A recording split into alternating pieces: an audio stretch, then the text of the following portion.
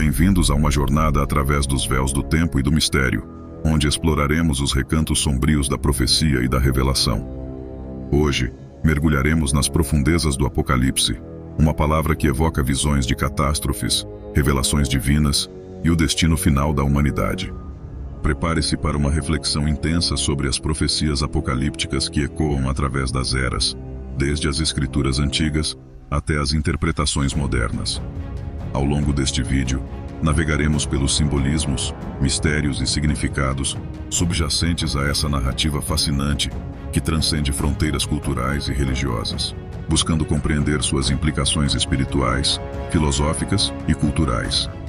Este é um convite para explorar o desconhecido, confrontar o temor do inevitável e, talvez, descobrir perspectivas surpreendentes sobre o fim dos tempos. Sem mais delongas, adentremos juntos esse portal de reflexão e descoberta, onde o Apocalipse aguarda para revelar seus mistérios há muito guardados.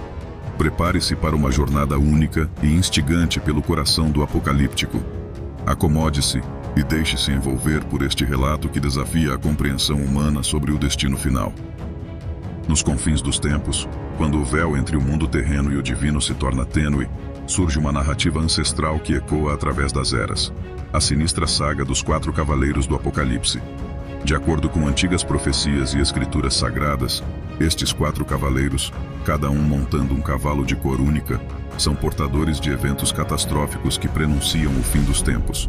Suas aparições são envoltas em mistério e temor, pois representam o desencadear de guerras, fome, pestilência e morte em escala apocalíptica. A história dos 4 cavaleiros do Apocalipse é um relato que transcende o tempo e o espaço, permeando o imaginário humano com a angústia do desconhecido e a inevitabilidade do destino final. Os 4 cavaleiros do Apocalipse fazem parte de uma profecia sobre o fim dos tempos. Representam acontecimentos profetizados para acontecer antes do fim do mundo. Existem muitas interpretações diferentes sobre o cumprimento da profecia dos 4 cavaleiros do Apocalipse. Na visão de João, descrita em Apocalipse 6, o Cordeiro de Deus, Jesus Cristo, tem um livro especial em sua mão, selado com 7 selos. Quando ele abre cada selo, uma coisa acontece na terra. Os primeiros 4 selos enviam os 4 cavaleiros à terra. Agora vamos explorar um resumo de cada um dos selos e sua conexão com os 4 cavaleiros. O primeiro selo apocalíptico está em Apocalipse 6, versículos 1, 2. Observei quando o Cordeiro abriu o primeiro dos 7 selos. Então ouvi um dos seres viventes dizer com voz de trovão: "Venha." Olhei, e diante de mim estava um cavalo branco. Seu cavaleiro empunhava um arco, e foi-lhe dada uma coroa. Ele cavalgava como vencedor determinado a vencer. A coroa é símbolo da vitória e do poder. O arco era uma arma de longa distância, que provavelmente significa que a influência do cavaleiro terá grande alcance. Alguns sugerem que é Jesus Cristo, porque é um vencedor e vem montado em um cavalo branco, como em Apocalipse 19:11. Vi os céus abertos e diante de mim um cavalo branco, cujo cavaleiro se chama Fiel e Verdadeiro. Ele julga e guerreia com justiça. Outros já interpretam esta figura como um falso portador da paz. Muitos associam a ascensão do Anticristo. Este cavaleiro representa um tempo de grande engano, quando o mal se disfarçará de justiça, desviando o mundo. Este período testemunhará o início da turbulência do fim dos tempos e preparará o cenário para os outros selos que seguirão. O segundo selo apocalíptico está no versículo 6, 3, 4. Quando o Cordeiro abriu o segundo selo, ouvi o segundo ser vivente dizer: "Venha." Então saiu outro cavalo, e este era vermelho. Seu cavaleiro recebeu poder para tirar a paz da terra e fazer que os homens se matassem uns aos outros. A ele foi dada uma grande espada. O cavalo vermelho simboliza o derramamento de sangue, muita violência e a guerra, como Jesus já havia dito sobre o final dos tempos. E explicado em Mateus 24:6. Vocês ouvirão falar de guerras e rumores de guerras, mas não tenham medo. É necessário que tais coisas aconteçam, mas ainda não é o fim. Os conflitos se intensificarão, resultando em sofrimento generalizado e perda de vidas.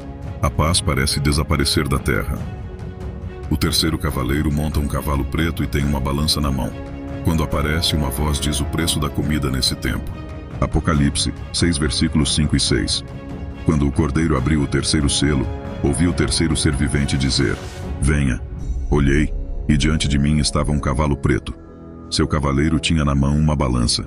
Então ouvi o que parecia uma voz entre os 4 seres viventes dizendo: 1 quilo de trigo por 1 denário, e 3 quilos de cevada por 1 denário, e não danifique o azeite e o vinho. O 4º cavaleiro monta um cavalo amarelo. Ele se intitula Morte, e é acompanhado por Hades que o segue de perto. Apocalipse 6, versículos 7 e 8.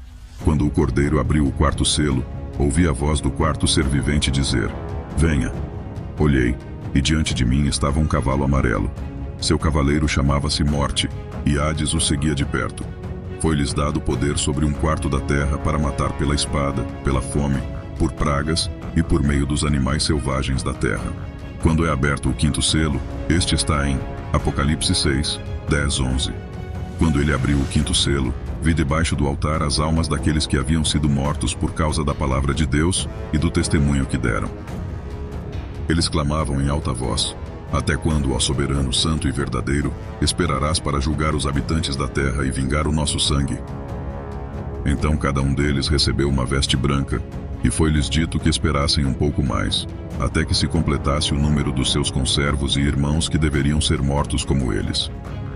O cordeiro abre o 6º selo, e há um grande cósmico ocorre, há um poderoso terremoto, e o sol fica negro como saco de aniagem, e a lua fica vermelha como sangue.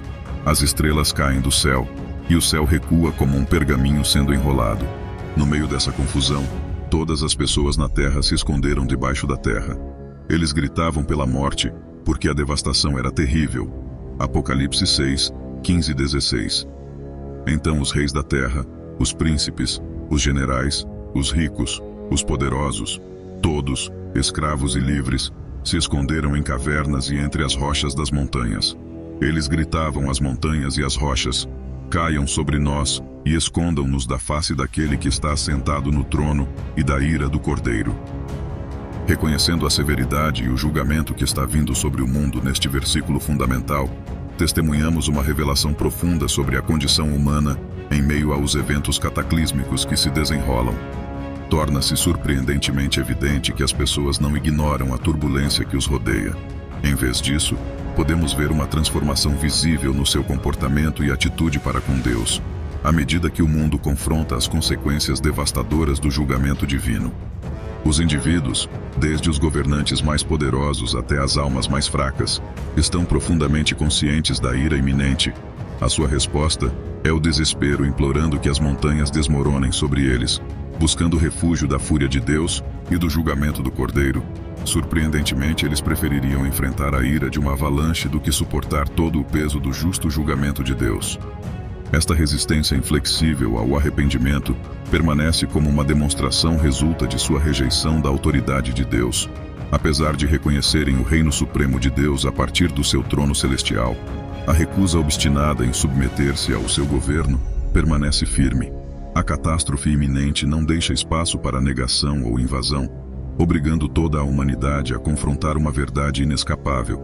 Eles são, em última análise, responsáveis perante seu Criador. No entanto, em meio a esta revelação, achamos uma realidade desanimadora, que a mera consciência da soberania de Deus não leva automaticamente à fé genuína nele, ou leva a arrependimento sincero ao longo das Escrituras. Encontramos casos semelhantes em que as pessoas reconhecem a existência e a autoridade de Deus, mas falham em entregar suas vidas a Ele. A inclinação do coração humano para a rebelião e a autossuficiência torna-se claramente aparente, mesmo diante do julgamento divino. Isso serve como um sombrio lembrete de que a verdadeira fé requer uma transformação do coração e uma disposição para se render à vontade de Deus completamente. O mero conhecimento sobre Deus sem arrependimento e entrega genuínos é insuficiente para preencher a lacuna entre a humanidade e Deus. Tiago 2,19. Você acredita que Deus é aquele que você está fazendo bem.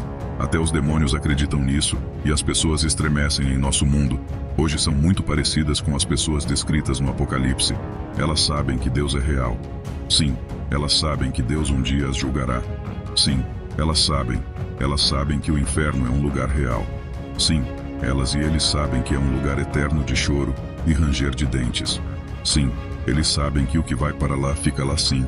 Eles ainda rejeitam a Deus e sua palavra às pessoas.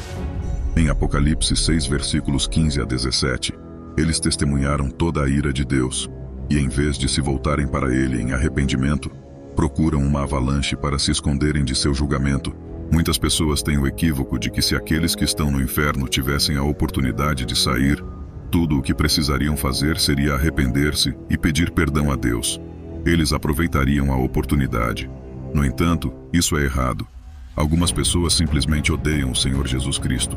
Existem indivíduos que odeiam a Deus e não querem nada com Ele, embora tenha sido Ele quem lhes deu todas as coisas boas que eles experimentaram em suas vidas.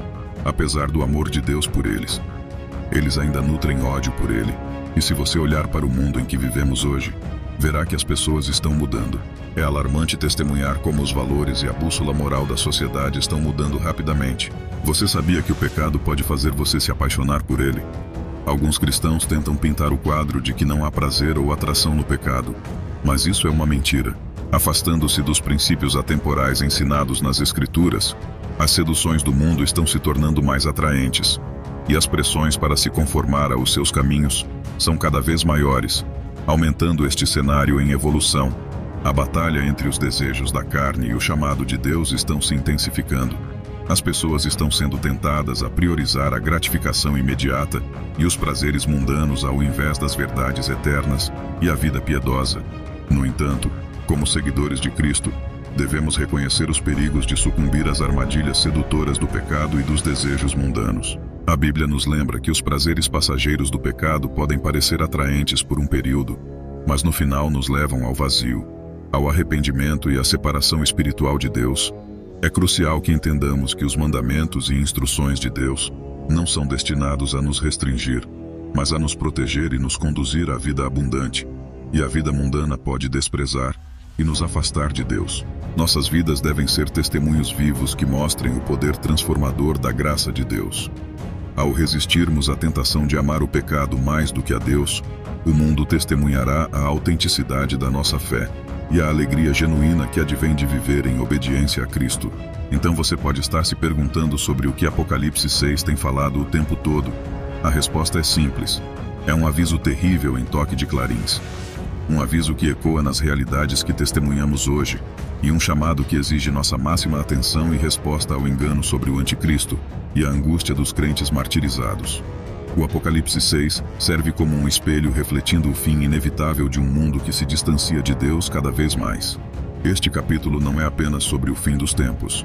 É sobre o coração da humanidade durante esses tempos, e quando justapomos isso com o mundo de hoje, percebemos que Apocalipse 6 está falando sobre um padrão de comportamento, uma tendência do coração humano que já podemos observar. E agora, é um instantâneo profético que já começou a se desenvolver diante de nossos olhos.